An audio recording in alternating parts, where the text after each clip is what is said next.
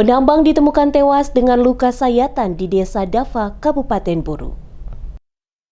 Warga Desa Dava, Kecamatan Wailata, Kabupaten Buru digembarkan dengan penemuan seorang penambang yang tewas secara mengenaskan pada Kamis 25 September 2025.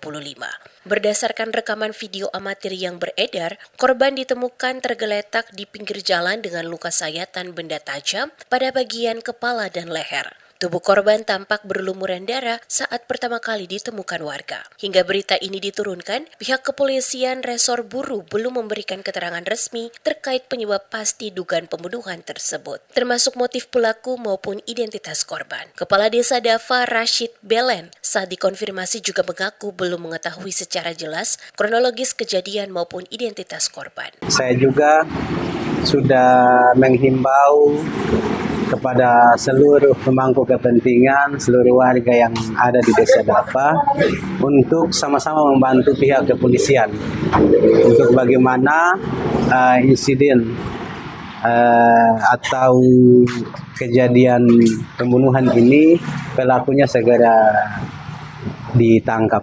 Peristiwa ini menambah catatan kasus kriminal di sekitar lokasi pertambangan Gunung Botak. Warga berharap aparat kepolisian segera mengungkap identitas korban, menangkap pelaku, sekaligus melakukan penertiban aktivitas tambang secara menyeluruh.